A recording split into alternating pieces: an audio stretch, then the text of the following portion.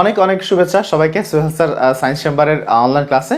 দেখো, আজকে আমাদের টপিকস হচ্ছে বায়োলজি একাদশ অধ্যায় জীব প্রজননের মধ্যে ফুল এবং তার বিভিন্ন অঙ্গের বর্ণনা। আমরা কিন্তু এই যে ম্যাক্সিমাম পড়াগুলো পড়াই ফেলছি, এখন কিছু কিছু পড়া আমাদের বাকিতে যে পড়াগুলো বাকি আছে স্পেসিফিক কয়েকটা অংশ আমরা এগুলো নিয়ে তোমাদেরকে দেখাবো। দেখো, এই যে ফুল বা ফ্লাওয়ার, আমরা জানি ফুলের সংখ্যা কি, এটা তোমাদেরকে অলরেডি বলা হয়েছে। প্রজননের জন্য বিশেষভাবে রূপান্তরিত বিটপকেই ফুল বলা হয়। বিটপ মানে কি সেটা আমরা আমাদের প্রথম লেকচারে বলেছি। তাহলে দেখো, একটি ফুলের মধ্যে কয়টি অংশ থাকতে পারে। দেখো, এসএসসি লেভেলে, তোমরা এইচএসসি লেভেলে যখন উঠবে তখন আমরা তোমাদেরকে একটু ডিফারেন্ট করে পড়াবো, তবে এসএসসি লেভেলে কিন্তু ফুলের মধ্যে বিভিন্ন অংশ মধ্যে মূলত 5টি অংশ বিবেচনা করা হয়। ফুলের মধ্যে প্রথমে নিচের দিকে যে অংশটা ফুলকে ধারণ করে এটাকে বলা হয় পুষ্পাক্ষ। যে অংশটা ফুলকে ধারণ করে এটাকে বলা হয় পুষ্পাক্ষ বা থ্যালমাস। পুষ্পাক্ষ বা থ্যালমাস। তাহলে দেখো, ফুলের মধ্যে একেবারে গোড়ার যে স্ফীত যে অংশটি ফুলকে ধারণ করে রাখে এটাকে বলা হয় পুষ্পাক্ষ, যার ইংলিশ নাম হচ্ছে থ্যালমাস। পুষ্পাক্ষের পরে দ্বিতীয় যে অংশটি ফুলের অংশ বলে বিবেচিত হয় এটিকে বলা হয় বৃতি। দেখো, আমরা কিন্তু নিচ থেকে শুরু করি, এটা হচ্ছে বৃতি। এখন দেখো, বৃত্তির ইংলিশ হচ্ছে ক্যালিক্স। বৃত্তির ইংলিশ কি? বৃত্তির ইংলিশ হচ্ছে ক্যালিক্স। এখানে আমরা বৃত্তি নিয়ে কয়েকটা কথা বলি। এই যে বৃত্তিগুলো তোমাকে দেখালাম, বৃত্তিগুলো দেখো, বৃত্তির প্যাটার্ন হচ্ছে অনেকটা এভাবে থাকতে পারে, এভাবে থাকতে পারে, অথবা বৃত্তিগুলো আলাদা আলাদা প্রত্যেকটা অংশ কি থাকতে পারে। আমি যদি তোমাকে একটু এভাবে দেখাই, দেখো, আমি তোমাকে দুই ধরনের বৃত্তি দেখালাম। এই জিনিস একটু মুছে আমি একটা আর একটু করে দেখি, ক্লিয়ার করে দেখাই। খেয়াল করে দেখো, এখানেও তিনটা বৃত্তি আছে, এখানেও তিনটা বৃত্তি আছে। বাট এই বৃত্তিগুলো প্রত্যেকের এই যে গোড়া দেখো, বৃত্তির যে গোড়াটা দেখো, প্রত্যেকটা বৃত্তির গোড়াটা পরস্পর থেকে আলাদা। আবার এখানে দেখো, একটা একটা বৃত্তি বাট এই বৃত্তিটা গোড়ার আগে, অনেক আগেই এর দুইজন পরস্পরের সাথে যুক্ত, অর্থাৎ প্রথম জনের সাথে দ্বিতীয় জন এখানে যুক্ত, দ্বিতীয় জনের সাথে তৃতীয় জন এখানে যুক্ত। অর্থাৎ বৃত্তিগুলো যুক্তও থাকতে পারে, আবার আলাদাও থাকতে পারে। তাহলে এখানে হচ্ছে বৃত্তিগুলো একটা যুক্ত আছে। যদি বৃত্তিসমূহ পরস্পরের সাথে যুক্ত থাকে তখন তাদেরকে বলা হয় যুক্ত বৃত্তি। আর বৃত্তিসমূহ যদি পরস্পর থেকে আলাদা থাকে তাদেরকে বলা হয় বিযুক্ত বৃত্তি। একটা হচ্ছে যুক্ত বৃত্তি, একটা হচ্ছে কি বিযুক্ত বৃত্তি। যুক্ত বৃত্তি বলো আর বিযুক্ত বৃত্তি বলো, এদের সবাইকে আমি কি বলি? বৃত্তি। কিন্তু বৃত্তির প্রত্যেকটা অংশকে বলা হয় বৃত্তাংশ বা সেপাল। তাহলে বৃত্তির প্রতিটি অংশকে বলা হয় বৃত্তাংশ বা সেপাল। বৃত্তির কাজ কি? বৃত্তির প্রধান কাজ হচ্ছে ফুলকে বাইরের আঘাত থেকে রক্ষা করা। বাইরের ধুলা বালি, রোগ, জীবাণু, বৃষ্টি, রোদ, এই যে অতিরিক্ত বৃষ্টি, অতিরিক্ত রোদ, এইসব পোকামাকড়, এই সমস্ত থেকে রক্ষা করায় হচ্ছে কার কাজ? বৃত্তির কাজ। বৃত্তির আবার অল্প মাত্রায় পরাগায়নের সাহায্য, যদিও পরাগায়নের মেল সাহায্য করে দল, তবে বৃত্তিও কি করতে পারে? পরাগায়নের জন্য কীটপতঙ্গকে কি করতে পারে? আকর্ষণ করতে পারে। বৃত্তির পরে ফুলের তৃতীয় যে স্তবককে বিবেচনা করা হয় এটাকে বলা হয় দল। দলের ইংলিশ হচ্ছে করোলা। দলের ইংলিশ কি? করোলা, COROLLA। খেয়াল করো, দলের অংশ কি? দলকে বলা হয় করোলা। আমি যেখানে দল দেখাচ্ছি, আসলে একটা ফুলের আমরা লম্বচ্ছেদ দেখার কারণে আমি একটি মাত্র দল দেখতে পাচ্ছি। দল যে শুধু একটি থাকবে তা না, দল একাধিক থাকবে। তাহলে দল বলতে তোমার গোলাপের যে পাপড়ি, ফুলের যে পাপড়ি বলতে আমরা যাকে মিন করি, এই পাপড়িগুলোকে কি বলা হয়? দল বলা হয়। সেম ভাবে দলও কি থাকতে পারে? এই যে আমি যে দলের কথা বললাম, দলও পরস্পরের সাথে যুক্ত থাকতে পারে, অথবা দল পরস্পরের সাথে মুক্ত আলাদা আলাদা দল হিসেবে থাকতে পারে। তাহলে দলসমূহ যদি পরস্পরের সাথে যুক্ত হয় তখন তাদেরকে বলা হয় যুক্ত দল। আর যদি দলসমূহ পরস্পরের সাথে আলাদা থাকে, যেমন এখানে দলসমূহ পরস্পর থেকে আলাদা, তখন তাদেরকে বলা হয় বিযুক্ত দল। দলের প্রতিটি অংশকে বলা হয় দলাংশ। দলের প্রতিটি অংশকে কি বলা হয়? দলাংশ বা পেটাল।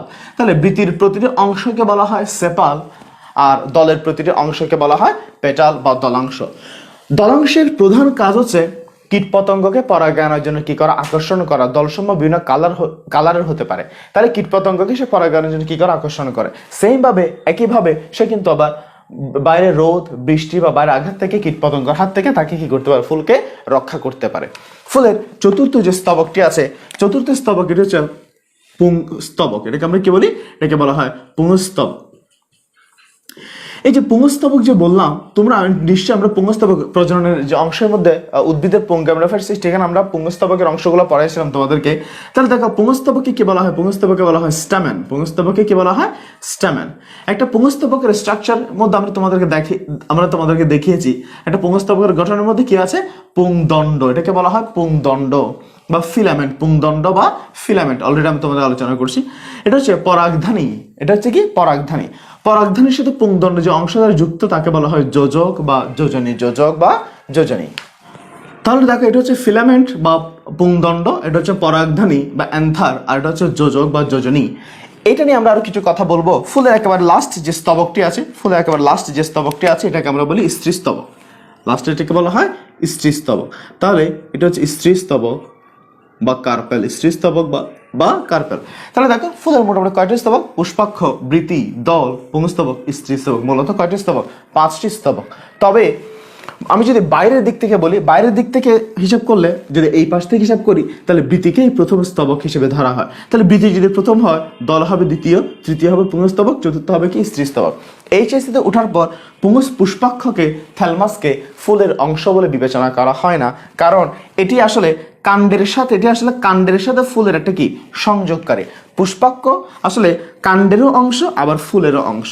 তাই এইচএসসি লেভেল বা আপডেট ভার্সনে তোমাকে দেখা যায়, ওই সময় দেখা যায় পুষ্পাক্ষকে ফুলের অংশ বলে বিবেচনা করা হয় না। এটাকে ধরা হয় ফুল এবং কাণ্ডের মাঝামাঝি একটা কমন সাধারণ একটি অংশ। তবে এসএসসি লেভেল আমরা বলবো ফুলের স্তবক 5টি: পুষ্পাক্ষ, বৃতি, দল, পুংস্তবক এবং স্ত্রীস্তবক। এখন এখানে পুংস্তবক এবং স্ত্রীস্তবক নিয়ে আমি কিছু এক্সট্রা করে কিছু কথা বলবো। দেখো, পুংস্তবকের মধ্যে আমরা দেখছি পুংদণ্ড, পরাগধানী। এই যে এখানে যে আমি এখানে 2টি পুংস্তবক দেখালাম, এখানে যে 2টি পুংস্তবক থাকবে ব্যাপারটা কিন্তু এরকম না। এখানে 2টি, 4টি, 6টি, 8টি, এভাবে বিভিন্নভাবে পুংস্তবক থাকতে পারে। যতগুলো, মনে করেন এখানে এক বা একাধিক পুংস্তবক থাকতে পারে। যতগুলো পুংস্তবক থাকুক না কেন, কখনো কখনো দেখা যায় সবগুলো পুংস্তবক একসাথে জড়ো হয়ে আছে। আবার কখনো কখনো দেখা যায় পুংস্তবক সমূহ 2 ভাগে বিভক্ত। 2 ভাগে কি হয়? 2 ভাগে বিভক্ত হচ্ছে। আবার কখনো কখনো দেখা যায় পুংস্তবক সমূহ বিভিন্ন ভাগে কি হয়ে আছে? বিভক্ত হয়ে আছে। একটু খেয়াল করো, আমি তোমাকে দেখাই। তাহলে এগুলো মনে করো পুংস্তবকের কতগুলো অংশ। তাহলে দেখো, আমি তোমাকে এখানে একটা ফুল দেখালাম, এটা একটা ফুলের অংশ দেখালাম, এটা একটা ফুলের অংশ দেখালাম। এখানে যতগুলো পুংস্তবক আছে সব পুংস্তবক একই সাথে আছে। যদি একই সাথে থাকে সব পুংস্তবক, তাদেরকে বলা হয় একগুচ্ছ। বা মোনাডেলফাস। ওয়ার্ডগুলো খেয়াল করবা। মোনাডেলফাসের উদাহরণ হচ্ছে জবা। মোনাডেলফাসের উদাহরণ কি? জবা ফুলের যতগুলো পুংস্তবক আছে সবাই একগুচ্ছ থাকে, তাদেরকে বলা হয় মোনাডেলফাস। ওকে, ফাইন।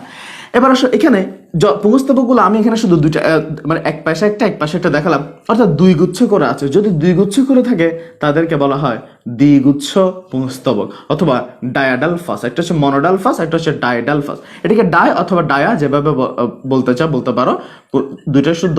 এটা হচ্ছে ডায়াডালফাস। এটা কি? ডায়াডালফাসের উদাহরণ হচ্ছে মটর। ডায়াডালফাসের উদাহরণ হচ্ছে মটর। এখানে দেখা যায় মোর দেন 2, 1 গুচ্ছ, 2 গুচ্ছ, 3 গুচ্ছ, অর্থাৎ অনেকগুলো, বহুগুচ্ছ। তাহলে এটাকে বলা হয় বহুগুচ্ছ পুংস্তবক। বহুগুচ্ছ হলে তাদেরকে বলা হয় পলিডেলফাস। পলিডেলফাস বা ডেলফাস, তুমি যাই বলো। এখানে কিন্তু কয়েকভাবে স্পেলিং করা যায়, সবই শুদ্ধ। এখানে এটাকে বলা হয় পলিডেলফাস। তাহলে যদি একই সাথে থাকে 1 গুচ্ছ, 2 গুচ্ছ থাকলে দ্বিগুচ্ছ, অনেকগুলো গুচ্ছ থাকলে থাকে বহুগুচ্ছ বা পলিডেলফাস। পলিডেলফাসের উদাহরণ কি? শিমুল। পলিডেলফাসের উদাহরণ হচ্ছে শিমুল। তাহলে এখান থেকে এমসিকিউর জন্য মনে রাখবা, তাহলে মনোডালফাসের উদাহরণ হচ্ছে জবা, ডায়াডালফাসের উদাহরণ হচ্ছে মটর, আর পলিডালফাসের উদাহরণ কি? শিমুল। এই কথাটাকে সংক্ষেপে এবার শর্টকাট যদি মনে রাখতে চাও, তুমি মনে রাখতে পারো। আমি তোমাকে বললাম আজকের পড়া পড়িয়ে তোমাকে আমি বেশি মজা দিমু। আমি বললাম তোমাকে আজকের পড়াটা পড়িয়ে তোমাকে বেশি মজা দিমু। বলো তো সবাই, তোমার আমার ভিডিওর সাথে তোমরা বলবা বেশি মজা দিমু। এই যে বেশি মজা দিমু বলতে কি আসলে? দেখো, বে দিয়ে বহুগুচ্ছ, সি দিয়ে শিমুল, ম দিয়ে মনোগুচ্ছ, মনোডালফাস, আর যা দিয়ে জবা। দি দিয়ে ডাইডালফাস, দি দিয়ে কি ডাইডালফাস, আর ম দিয়ে মটর। তাহলে বেশি মজা দিব, বহুগুচ্ছ শিমুল, মনোডালফাস অর্থাৎ একগুচ্ছ জবা, ডাইডালফাস এটা কি ম দিয়ে কি মটর। তাহলে মনে রাখবা বেশি মজা দিব। জানি না তোমাদেরকে কতটুকু মজা দিতে পেরেছি। এবার পুংস্তবকের পর আমরা স্ত্রীস্তবক নিয়ে কিছু কথা বলবো। যদি স্ত্রীস্তবকের কিছু কথাও আমরা অলরেডি স্ত্রী ক্যাপিটাল ফার্স্ট সে সময় পড়ছিলাম। তাহলে দেখো স্ত্রীস্তবকের মধ্যে তোমরা নিশ্চয়ই জানো এখানে কি কি আছে। স্ত্রীস্তবকের মধ্যে আছে দেখো একেবারে গোড়ার দিকে যে স্ফীত অংশ তাকে বলা হয় গর্ভাশয়, তাকে বলা হয় গর্ভাশয়। এটা তোমরা নিশ্চয়ই জানো, এটাকে বলা হয় গর্ভাশয়। আর এটা হচ্ছে গর্ভদণ্ড স্টাইল।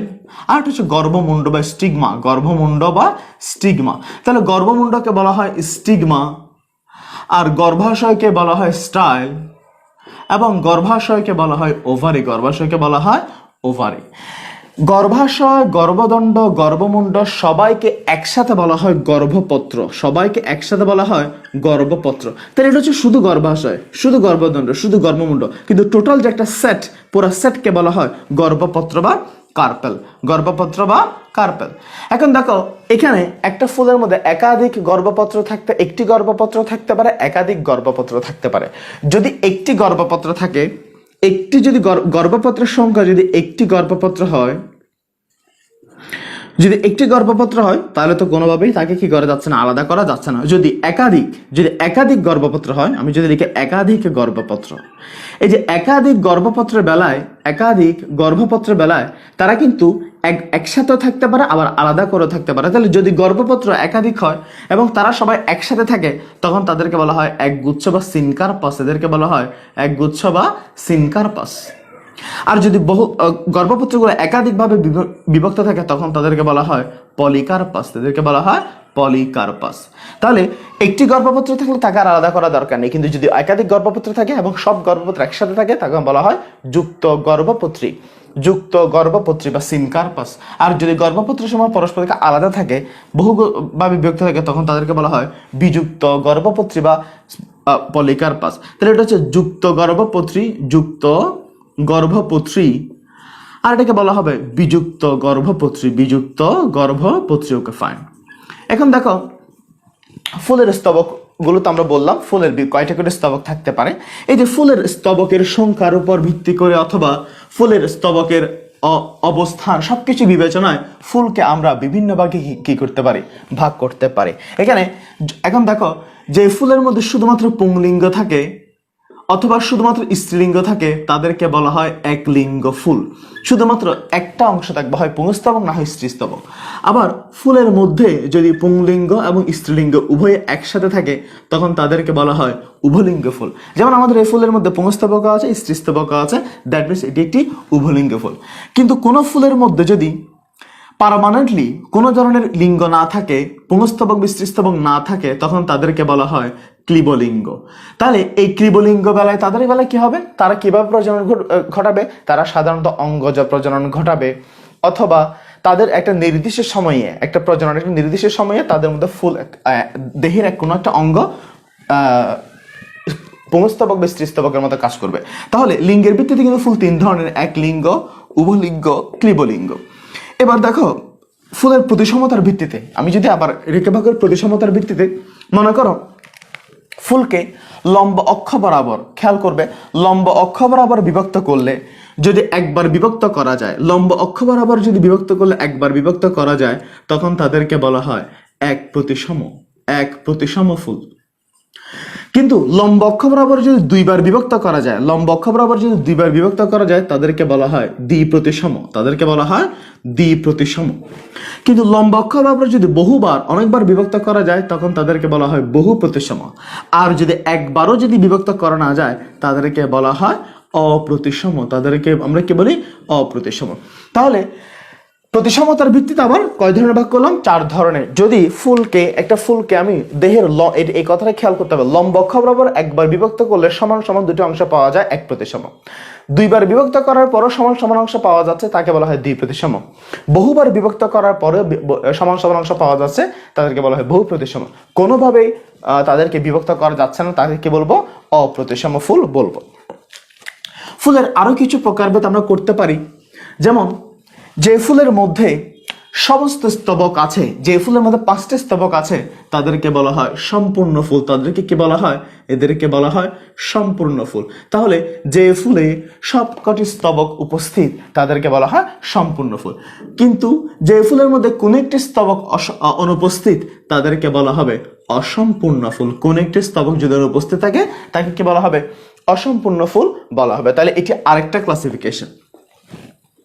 এবার দেখো, ফুলের মধ্যে যতগুলো স্তবক আছে সব স্তবকের আকার আকৃতি যদি প্রায় সেম হয় তখন তাদেরকে বলা হবে সমাঙ্গ ফুল। তখন তাদেরকে কি বলা হয়? সমাঙ্গ।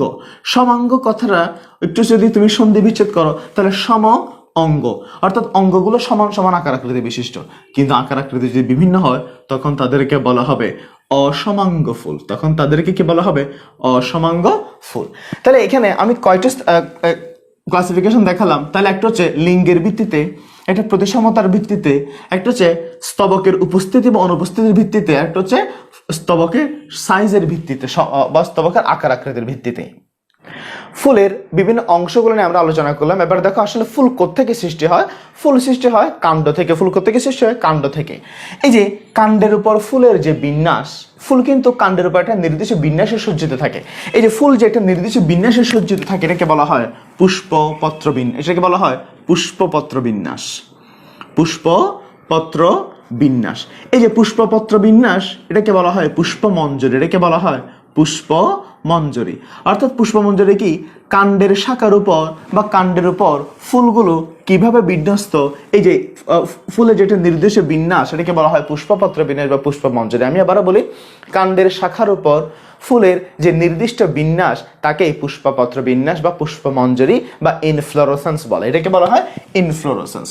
INFLOR, ইনফ্লোরেসেন্স বলে এটাকে। ওকে, ফাইন। এখন এই যে ইনফ্লোরেসেন্সটা কিরকম দেখো, আমি তোমাকে একটা অংশ দেখাচ্ছি। মনে করো হচ্ছে একটা কাণ্ডের একটা অংশ। আমরা জানি মাটির উপর অংশকে কি বলা হয়? কাণ্ড বলা হয়। মাটির উপর অংশকে কি বলা হয়? কাণ্ড বলা হয়। তাহলে মনে করো একটা কাণ্ডের একটা শাখা, এটা কি কাণ্ডের একটা শাখা। সেম ভাবে এটা একটা কাণ্ড। এখান থেকে মনে করো কাণ্ডের একটা কি বের হচ্ছে? কাণ্ডের একটা শাখা বের হচ্ছে। এখন আমি দেখো এখানে যে ফুলগুলো সৃষ্টি হবে, আমি যদি তোমাকে এখানে দেখাই কিছু ফুলের দেখাই, মনে করো এটা একটা ফুল।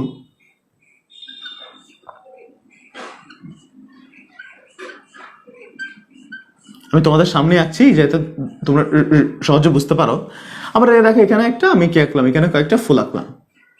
এইচএসসিতে উঠলে কিন্তু এগুলো নিয়ে আরো বিস্তারিত পড়াশোনা করবা তোমরা। এইচএসসিতে উঠলে কিন্তু এগুলো নিয়ে অনেক অনেক কথা আছে। এটার মধ্যে অনেক ধরনের ক্লাসিফিকেশন আছে, এগুলো আমরা তোমাদেরকে এখন আর পড়াচ্ছি না। খেয়াল করো, এটাও কাণ্ডের শাখা থেকে ফুল সৃষ্টি হচ্ছে, এখানেও কাণ্ডের শাখা থেকে ফুল সৃষ্টি হচ্ছে। কিন্তু এখানে কাণ্ডের শাখা থেকে যে ফুলগুলো সৃষ্টি হচ্ছে এই ফুলের বৃদ্ধি হচ্ছে অনিয়ত বৃদ্ধি। কাণ্ডের শাখা যতটুকু যাবে ফুল তত বাড়তে থাকবে। কাণ্ডের শাখা যতটুকু যাবে ফুল ততই কি থাকবে? বাড়তে থাকবে। অর্থাৎ কোনো লিমিট নেই, আনলিমিটেড। অর্থাৎ কাণ্ডের শাখা, লতা পাতা যেমন গাছ বেয়ে বেয়ে উপরে উঠে যায়, কাণ্ডের শাখা যতটুকু প্রসারিত হবে ফুলগুলো তত বেশি যেতে থাকবে, অর্থাৎ ফুলের বৃদ্ধি হতে থাকবে। অর্থাৎ অনিয়ত, এটাকে বলা হয় অনিয়ত পুষ্পপত্র বিন্যাস, অনিয়ত পুষ্পমঞ্জরি। এটাকে বলা হয় অনিয়ত পুষ্পমঞ্জরি। এই যে অনিয়ত পুষ্পমঞ্জরি তার একটা সুন্দর নাম আছে, তার নাম হচ্ছে রেসিমোস। অনিয়ত যে পুষ্পবিন্যাস এটাকে বলে, এটা একটা সুন্দর নাম আছে, তার নাম কি? রেসিমোস। আবার এখানে দেখো এখানেও কিন্তু ফুল সৃষ্টি হচ্ছে। এখানে কি সৃষ্টি হচ্ছে? ফুল সৃষ্টি হচ্ছে। তবে এখানে ফুলের একটা নির্দিষ্ট পর্যন্ত, একটা নির্দিষ্ট লিমিট পর্যন্ত ফুলের তৈরি হওয়ার পর, সৃষ্টি হওয়ার পর এরপর কিন্তু আর ফুল সৃষ্টি হয় না। যেমন এখন না, এই যেটা কাণ্ডের শাখা, এখানে শুধু একটা ফিক্সড অংশের মধ্যে কি সৃষ্টি হচ্ছে? ফুল সৃষ্টি হচ্ছে। এর বাইরে, এর আগে বের পরে কোনো ফুল সৃষ্টি হচ্ছে না। অর্থাৎ কাণ্ডের শাখা বা কাণ্ডের উপর একটা নির্দিষ্ট অংশের মধ্যে যদি ফুলগুলো সীমাবদ্ধ থাকে এটাকে বলা হয়, এটা হচ্ছে নিয়ত পুষ্পমঞ্জরি। এটাকে বলা হয় নিয়ত বা লিমিটেড, নিয়ত পুষ্পমঞ্জরি। আমি সংক্ষেপে লিখতেছি, নিয়ত পুষ্পমঞ্জরি। এই যে নিয়ত পুষ্পমঞ্জরি তারও একটা সুন্দর নাম আছে, এটাকে বলা হয় সাইমোস। এটাকে বলা হয় সাইমোস। তাহলে পুষ্পমঞ্জরি কয় ধরনের? পুষ্পমঞ্জরি হচ্ছে আসলে দুই ধরনের, একটা হচ্ছে রেসিমোস, একটা হচ্ছে সাইমোস। রেসিমোসে ফুলগুলো একটা আনলিমিটেড ভাবে বাড়তেই থাকবে, সাইমোসে একটা নির্দিষ্ট লিমিটের মধ্যে থাকবে। রেসিমোসের কি উদাহরণ আছে দেখি? রেসিমোসের উদাহরণ হচ্ছে, আমি তোমাকে বলি, একটা হচ্ছে সরিষা, সরিষা, রজনীগন্ধা, সরিষা, রজনীগন্ধা, হ্যাঁ, ঘাস, ঘাস, ধান, গম, ঘাস, ধান, গম। এগুলো সবগুলো হচ্ছে কি, এগুলো সবগুলো হচ্ছে রেসেমস, সরিষা, রজনীগন্ধা, ঘাস, ধান, গম। সাইমসের উদাহরণ হচ্ছে জবা, এটা নির্দিষ্ট লিমিট পর্যন্ত বাড়বে, এরপর আর বৃদ্ধি হবে না। এটাকে বলা হয় রেসেমস বা এটাকে বলা হয় সাইমস বা নিয়ত পুষ্পমঞ্জরি। সো ফুলের বিভিন্ন অংশ বা উদ্ভিদের আমরা পড়াচ্ছি এখানে জীবে প্রজনন, প্রজননের মধ্যে উদ্ভিদের পার্ট আমাদের শেষ, যদি পরাগায়ন অংশটা বাকি আছে, পরাগায়ন অংশটা তোমরা নিজেরা ক্লাস 8-এও পড়ছো। তোমরা জানো আমরা পরাগায়ন নিয়ে কিছু কথা আমরা প্রজনন অংশের মধ্যে পড়াইছিলাম, গ্যামেটোফাইট, স্টিগ্যামেটোফাইট যে অংশটা ওখানে পড়াইছিলাম, এগুলো তোমরা নিজেরা পড়ে নিতে পারবে। এবার আমরা আবার আরেকটা অংশে যাব, সেটা হচ্ছে দেখো এর প্রাণী অংশের মধ্যে একটা রোগের একটা অংশ বাকি আছে, আমরা সেটা তোমাদেরকে দেখাচ্ছি। জীবের মধ্যে বা প্রাণীতে প্রজনন সংক্রান্ত কিছু রোগ নিয়ে আলোচনা করা হয়। যেমন এখানে কয়েকটি গুরুত্বপূর্ণ প্রজনন ঘটিত রোগের আমি নাম বলবো। যেমন প্রথমে একটি গুরুত্বপূর্ণ হচ্ছে এইডস। যদিও এইডস এর কথা তোমরা অনেকেই জানো বা সবাই জানো, তাহলে একটি রোগের নাম হচ্ছে এইডস। এরকম কিন্তু আরো কিছু রোগ আছে, যেমন একটা হচ্ছে গনোরিয়া, এইডস, গনোরিয়া, একটু দিকে দেখি আমরা, গনোরিয়া, তারপর আছে সিফিলিস, আরো অনেক ধরনের কিন্তু প্রজনন সংক্রান্ত রোগ বা যৌনবাহিত রোগ আছে। এখানে প্রজনন সংক্রান্ত রোগ বলতে আমরা যৌনবাহিত রোগগুলোকে মিন করব। তাহলে এখানে এইডস, গনোরিয়া, সিফিলিস, এরকম আরো অনেকগুলো প্রজনন সংক্রান্ত রোগ বা যৌনবাহিত রোগ আছে। আমাদের সিলেবাসে আলোচনা করা হয় শুধুমাত্র এইডস নিয়ে, আমাদের এসএসসি সিলেবাসে শুধুমাত্র এইডস নিয়ে কি করা হয়, আলোচনা করা হয়। এইডস এর যে এটা হচ্ছে আসলে সংক্ষিপ্ত রূপ, এটা পুনরূপ হচ্ছে অ্যাকোয়ার্ড, এটা পুনরূপ হচ্ছে অ্যাকোয়ার্ড ইমিউনোডেফিসিয়েন্সি সিনড্রোম। অ্যাকোয়ার্ড আমি যদি বলি acquired immunodeficiency, immunodeficiency syndrome, immunodeficiency syndrome. খেয়াল করবে ইমিউনোডেফিসিয়েন্সি সিনড্রোম। আমি যদি লাইনটাকে একটু ভেঙে ভেঙে বলি তোমাদেরকে, অ্যাকোয়ার্ড ইমিউনোডেফিসিয়েন্সি সিনড্রোম, এখানে সবার বড় প্রথম অক্ষরগুলো দেখো, প্রথম অক্ষরগুলো আমি যদি একটু কালারফুল করে দিই, acquired immunodeficiency syndrome. Okay fine. দেখো সিনড্রোম মানে কি, সিনড্রোম মানে হচ্ছে লক্ষণ সমষ্টি, সিনড্রোম মানে হচ্ছে লক্ষণ সমষ্টি। ডেফিসিয়েন্সি মানে হচ্ছে ঘাটতি, ডেফিসিয়েন্সি মানে কি, ঘাটতি। কিসের ঘাটতি? ইমিউনো, ইমিউনো মানে হচ্ছে প্রতিরক্ষা, ইমিউনো মানে কি, ইমিউনো মানে হচ্ছে প্রতিরক্ষা। অ্যাকোয়ার্ড যেটা অর্জিত, অর্জিত কেন বললাম অর্জিত বললাম, কারণ এটা জন্ম থেকে থাকে না, এটা হচ্ছে জন্মের পর কি হয়, অর্জিত হয়, জন্মের পর আসে, জন্মের পর অর্জিত হয়। এখন আমাদের দেহে যে প্রতিরক্ষা ব্যবস্থা আছে, সেই প্রতিরক্ষা ব্যবস্থা কি হয়, দুর্বল হয়, তাহলে প্রতিরক্ষা ব্যবস্থার ঘাটতি জনিত। তাহলে জন্মের পরে অনেক সময় কিন্তু বাচ্চার মধ্যে জন্ম থেকে আসতে পারে। এখন তুমি বলতে পারো স্যার বাচ্চার মধ্যে তো সে জন্ম থেকে আছে, বাচ্চা থেকে যে জন্ম থেকে আসে, কিন্তু সে বাচ্চা থেকে আসে না, এটা হচ্ছে বাচ্চার মধ্যে মায়ের কাছ থেকে চলে আসছে। তাহলে কিন্তু বাচ্চার ফল না, এটা হচ্ছে মায়ের কাছ থেকে আসে, তাহলে এটাও তার জন্য অর্জিত। তাহলে এটা হচ্ছে অর্জিত, অর্থাৎ তার এটা নিজের থেকে সৃষ্টি হয় না, এটা অন্যজন থেকে আসে, তাই অর্জিত। তাহলে আমাদের দেহে যে প্রতিরক্ষা ব্যবস্থা, সেই প্রতিরক্ষা ব্যবস্থা দুর্বল হওয়ার কারণে, প্রতিরক্ষা ব্যবস্থা ঘাটতি হওয়ার কারণে যে বিভিন্ন লক্ষণগুলো দেখা যায়, সেই লক্ষণগুলোকে একসাথে বলা হয় এইডস। তাহলে AIDS, এইডস, অ্যাকুয়েট ইমিউনোডেফিসিয়েন্সি সিনড্রোম। এটি একটি ভাইরাস গঠিত রোগ। এটি কি গঠিত রোগ? এটা হচ্ছে একটি ভাইরাস গঠিত রোগ। এখন এটার যে জীবাণু, তাহলে জীবাণু হচ্ছে কি একটি ভাইরাস। সে ভাইরাসের নাম কি তোমরা নিশ্চয়ই জানো, এটার নাম হচ্ছে হিউম্যান, এটার নাম হচ্ছে human immunodeficiency, human immunodeficiency virus, human immunodeficiency virus. তাহলে এটা হচ্ছে হিউম্যান ইমিউনোডেফিসিয়েন্সি ভাইরাস। আমি যদি এদের সবার প্রথম অক্ষরগুলো নিই, তাহলে দেখা যাচ্ছে এইচ, এখানে নিলাম কি এইচ, এখানে আছে কি আই, তারপর আছে কি ভি, তাহলে এটা হবে HIV virus, human immunodeficiency virus. এখন এটা কারণ কি কি হতে পারে দেখো, এইডস এর কারণ, এইডস এর কারণ নিয়ে তোমরা নিশ্চয়ই আগে থেকে জানো, তারপরও আমরা কারণ সমূহ তোমাদেরকে বলি। কারণের মধ্যে তোমাদের বইয়ের আমাদের স্ক্রিনের মধ্যে কিছু লাইন দেখতে পাচ্ছ তোমরা নিশ্চয়, এটা কি, এইডস আক্রান্ত পুরুষ বা মহিলার সাথে অনিরাপদ যৌন মিলনের মাধ্যমে দুর্ঘটনাজনিত রক্তক্ষরণ, প্রসবজনিত রক্তক্ষরণ, বড় অস্ত্রোপচার, রক্ত শূন্যতা, থ্যালাসেমিয়া, ক্যান্সার, দেহে রক্ত সঞ্চালনের প্রয়োজন হয়। এই যে অর্থাৎ রক্তের মাধ্যমে কি হতে পারে, আদান প্রদান হতে পারে। তাহলে দেখো বাবা থেকে কিন্তু সন্তানের কাছে রোগটি ছড়ায় না, ঠিক আছে, কিন্তু মায়ের কাছ থেকে কি হতে পারে, ছড়াতে পারে। আমি এখানে অনেকগুলো কারণ আছে, অনেকগুলো কথা আছে, এর মধ্যে আমি যদি স্পেসিফিক্যালি বলতে চাই, তাহলে দেখো প্রথম হচ্ছে এটা কিভাবে ছড়াবে একজন থেকে একজনে, এটা কিভাবে ছড়াবে দেখো, একটা মানুষ থেকে একটা মানুষের কাছে যা যা ট্রান্সফার করা যায়, আমি আবার বলি, একটা মানুষ থেকে একটা মানুষের কাছে যেই উপাদানগুলো ট্রান্সফার করা যায় সব উপাদানের মাধ্যমে এইডস ছড়াতে পারে। যেমন হাজব্যান্ড থেকে ওয়াইফের কাছে বীর্যের মাধ্যমে এইডস ছড়াতে পারে। মায়ের বুকের দুধ যখন বাচ্চা পান করে, মায়ের বুকের দুধের সাথে বাচ্চার দেহে কিন্তু এইডস ছড়াতে পারে। এখন একজন এইডস আক্রান্ত রোগী, এইডস আক্রান্ত ব্যক্তি, সে যদি সিরিঞ্জ গ্রহণ করে, কোনো ধরনের সিরিঞ্জ, অনেকে মাদকাসক্ত, তারা যদি সিরিঞ্জ গ্রহণ করে, একই সিরিঞ্জ দিয়ে যখন আরেকজনে গ্রহণ করবে, যে কোনো একটা মাদক গ্রহণ করবে, সিরিঞ্জের মাধ্যমে কি হতে পারে, তার কাছে এইডস যেতে পারে। অথবা যদি এইডস আক্রান্ত রোগী আরেকজন মানুষকে কি দেয়, রক্ত দেয়, তাহলে রক্তের মাধ্যমে কি ছড়াতে পারে, এইডস ছড়াতে পারে। এখানে এইডসের লক্ষণগুলো কি কি দেখো, লক্ষণগুলো তোমাদের বই আমাদের স্ক্রিনে দেখা যাচ্ছে। দ্রুত ওজন কমতে থাকে, 1 মাসের বেশি সময় ধরে একটানা জ্বর অথবা জ্বর ভাব, অথবা 1 মাস বা তারও বেশি সময় ধরে পাতলা পায়খানা হওয়া, অনেকদিন ধরে শুকনো কাশি হওয়া, ঘাড় ও বগলে ব্যথা অনুভব হওয়া, মুখমণ্ডল খসখসে হয়ে যাওয়া, মুখমণ্ডল, চোখের পাতা, নাক ইত্যাদি হঠাৎ ফুলে যাওয়া এবং সহজে ফোলা না কমা, সারা দেহে চুলকানি। এই কথাগুলো যদি বিশ্লেষণ করতে চাই, আমি তোমাদেরকে বলি, মূল কথা হচ্ছে এইডস আক্রান্ত যে মানুষটা আছে সেই মানুষটা কিন্তু অনবরত কি থাকবে, সারা বছরই অসুস্থ থাকবে, সারা বছরই অসুস্থ থাকবে, কোনো না কোনো অসুখ তার লেগেই থাকবে।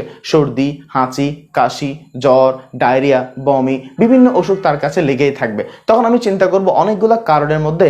এখন কথা হচ্ছে এমনিতেও কিন্তু অনেকের এই লক্ষণগুলো দেখা দিতে পারে। এই লক্ষণগুলো দেখা দিলেই যে এইডস তা কিন্তু নয়।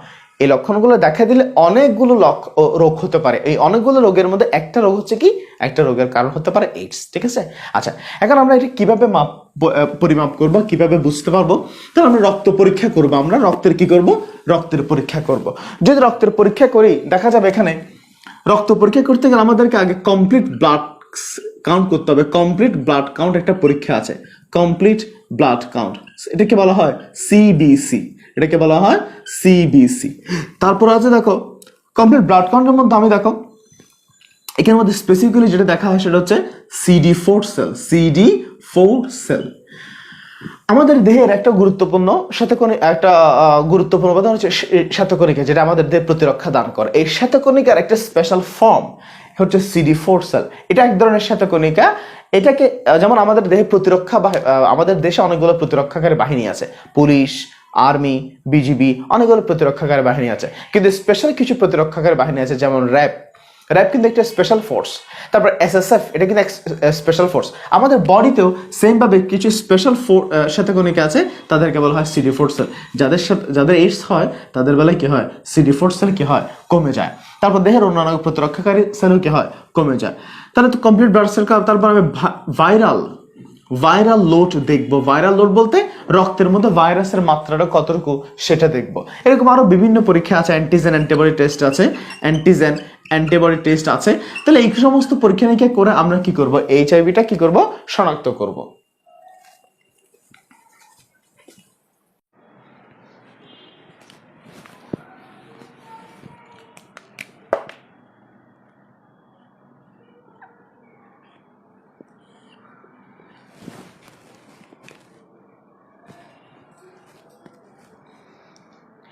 HIV-র যে স্ট্রাকচার বা গঠনটা তোমাদের একটু জানা উচিত। HIV বলো আর যে কোনো HIV তো একটা ভাইরাস, যে কোনো ভাইরাসের একটা কমন স্ট্রাকচার আছে। সেই কমন স্ট্রাকচারটা কিরকম দেখি, তাহলে যে কোনো ভাইরাসের একটি কমন স্ট্রাকচার থাকে। আমি তোমাকে দেখাচ্ছি, একটা যে কোনো ভাইরাসের একটি কি থাকে, কমন স্ট্রাকচার থাকে। এই কমন স্ট্রাকচারের মধ্যে তার বাইরের একটা লেয়ার থাকে। বাইরের যে লেয়ারটা থাকে দেখো, বাইরের লেয়ারের মধ্যে তার অনেকগুলো অংশ দ্বারা একটা বাইরের লেয়ার গঠিত, কতগুলো ক্ষুদ্র ক্ষুদ্র দানার মতো কিছু অংশ দ্বারা এই তার বাইরের অংশটা গঠিত। এই যে বাইরের যে অংশটা গঠিত, এই বাইরের পার্টটাকে, এটা হচ্ছে প্রোটিন। বাইরের পার্টটা কি, বাইরের পার্ট হচ্ছে প্রোটিন। এই যে প্রোটিনের অনেকগুলো প্রোটিন, তাহলে এগুলো সবগুলো হচ্ছে প্রোটিনের দানা। অনেকগুলো প্রোটিন দানা মিলে, এগুলো কিন্তু HSC-তে তোমরা একেবারে বিস্তারিত পড়বে।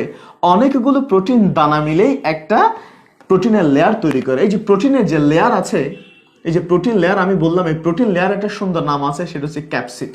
প্রোটিন লেয়ারের একটা নাম আছে, সেটা কি, সেটা হচ্ছে ক্যাপসিড। তাহলে যে কোনো ভাইরাসের বাইরের দিকে একটা কি থাকবে, প্রোটিনের একটা লেয়ার থাকে, লেয়ারকে বলা হয় ক্যাপসিড। এবং ভিতরে থাকবে সে নিউক্লিক অ্যাসিড। ভিতরে কি থাকবে? Nucleic acid. ভিতরে নিউক্লিক অ্যাসিড মানে কি? নিউক্লিক অ্যাসিড মানে হচ্ছে ডিএনএ অথবা আরএনএ, ডিএনএ অথবা আরএনএ। আমাদের দেহে বা উন্নত শ্রেণীর জীবের দেহে আমরা জানি একই কোষে ডিএনএও থাকে, একই কোষে আরএনএও থাকে। এক্ষেত্রে ভাইরাস হচ্ছে ব্যতিক্রম। ভাইরাসের মধ্যে হয় ডিএনএ থাকবে, না হয় আরএনএ থাকবে, হয় ডিএনএ না হয় আরএনএ। আমরা আপাতত যে এইচআইভি পড়ি, এইচআইভির মধ্যে যে নিউক্লিক অ্যাসিড আছে তাহলে এটা হচ্ছে একটা নিউক্লিক অ্যাসিড, এটি আসলে একটা আরএনএ। এইচআইভিতে কি থাকে না? ডিএনএ থাকে না, তাহলে এটা হচ্ছে আরএনএ। তাহলে বাইরে থাকবে প্রোটিন আর ভিতরে থাকবে কি? আরএনএ। আরএনএ যেখানে আছে সেখানে একটি এনজাইম পাওয়া যায়, একটা বিষাক্ত এনজাইম। এই যে বিষাক্ত যে এনজাইম আছে সেই এনজাইম হচ্ছে রিভার্স ট্রান্সক্রিপ্টেস। রিভার্স ট্রান্সক্রিপ্টেস। এই যে রিভার্স ট্রান্সক্রিপ্টেস, একটা কথা লিখে দিই, রিভার্স ট্রান্সক্রিপ্টেস। যাদের নামের শেষে দেখো এখানে এই এনজাইমের নামের শেষে একটা ওয়ার্ড আছে, দেখো এইস। যাদের নামের শেষে এইস কথাটা দেখবে তারা অবশ্যই কি হবে? এনজাইম হবে। এটা আজীবন মাথায় রাখবে। যাদের নামের শেষে এইস কথাটা থাকবে তারা সবাই কি হবে? এনজাইম হবে। এই রিভার্স ট্রান্সক্রিপ্টেস এনজাইম থাকার কারণে এখনো পর্যন্ত এইচআইভির বিরুদ্ধে কোনো ধরনের অ্যান্টিবডি বা কোনো ধরনের পিওর কোনো চিকিৎসা এখনো কি করা যায় না, আবিষ্কার করা যায়নি। শুধুমাত্র কার কারণে? রিভার্স ট্রান্সক্রিপ্টেজের কারণে। রিভার্স মানে কি, ট্রান্সক্রিপ্ট মানে কি, এইস মানে কি, এই সমস্ত নিয়ে এইচএসসিতে অনেক বিস্তারিত পড়বে। আসলে এখন বললে সেটা তোমাদের জন্য ওভার হয়ে যাবে, সেজন্য আমরা বলছি না। তাহলে এই একমাত্র রিভার্স ট্রান্সক্রিপ্টেজের কারণেই কিন্তু এইচআইভির বিরুদ্ধে কোনো ধরনের ওষুধ বা অ্যান্টিবডি কি করে না, 100% কাজ করে না। কেন? সে সব কিছুকে কি করে দেয়? রিভার্স করে দেয়, সে সব কিছুকে উল্টায় দেয়। এবার ভাইরাসের ক্ষেত্রে কিন্তু সরি এইচআইভির ক্ষেত্রে একদম বাহিরের সেলে, একদম বাইরে যে প্রোটিন আছে বাইরের দিকে আরেকটা লেয়ার থাকে, ফসফোলিপিড বায়োলেয়ার। এটা আরেকটা লেয়ার থাকে, এখানে দেখো আরেকটা লেয়ার থাকে, এটাকে বলা হয়, আমি দেখাচ্ছি তোমাদেরকে। এই যে একদম বাহিরে 2 লেয়ার বিশিষ্ট একটা অংশ দেখা যায়, 2 স্তর বিশিষ্ট একটা অংশ দেখা যায়, এটাকে বলা হয় ফসফোলিপিড বায়োলেয়ার। ফসফোলিপিড বায়োলেয়ার বা লেয়ার। এখন দেখো এই যে তোমরা নিশ্চয়ই জানো লেয়ার মানে কি। দেখো লেয়ার মানে হচ্ছে স্তর। লেয়ার মানে কি? লেয়ার মানে হচ্ছে স্তর। বাই মানে হচ্ছে 2, অর্থাৎ 2 স্তর। এখানে কি আছে? এখানে হচ্ছে ফসফো এবং লিপিড। ফসফো মানে হচ্ছে ফসফেট আর লিপিড মানে হচ্ছে লিপিড বা তেল বা চর্বি। তাহলে ফসফেট এবং লিপিড যুক্ত 2টা লেয়ার, এটাকে বলা হয় ফসফোলিপিড বায়োলেয়ার। এই যে ফসফোলিপিড বায়োলেয়ার আছে, সেই ফসফোলিপিড বায়োলেয়ারের মধ্য থেকে আবার কিছু প্রোটিন আর কিছু কি উঠে? লিপোপ্রোটিন বা গ্লাইকোপ্রোটিন উঠে যায়। তাহলে দেখো ফসফোলিপিড বায়োলেয়ারের সাথে সাথে থেকে কিছু অংশ উঠে যাচ্ছে। তোমাদের সামনে আঁকি যাতে তোমরা বুঝতে পারো। এখানে অনেক অনেক গুছিয়ে চিত্র আঁকা যায়, তবে আমরা আপাতত সময় বাঁচানোর জন্য অত বেশি আঁকছি না। আচ্ছা, এই যে দেখো এগুলো সবগুলো হচ্ছে একটা কতগুলো কি প্রোটিন, কতগুলো কি প্রোটিন। এই প্রোটিনগুলো কি? যেমন এদেরকে প্রোটিন গুলোকে বলা হয় জিপি, এদেরকে বলা হয় জিপি। এখানে 2 ধরনের জিপি আছে। এখানে টোটাল 2 ধরনের কি আছে? জিপি আছে। একটা হচ্ছে জিপি 120, একটা হচ্ছে জিপি 40। তুই বলতে পারছিস জিপি মানে কি? আসলে জিপি মানে হচ্ছে গ্লাইকোপ্রোটিন। জিপি মানে কি? গ্লাইকোপ্রোটিন। এখন গ্লাইকোপ্রোটিনের এই ওয়ার্ডটাকে ভেঙে দেখলাম, এখানে 2টা ওয়ার্ড পাবে, একটা হচ্ছে গ্লাইকো, একটা হচ্ছে প্রোটিন।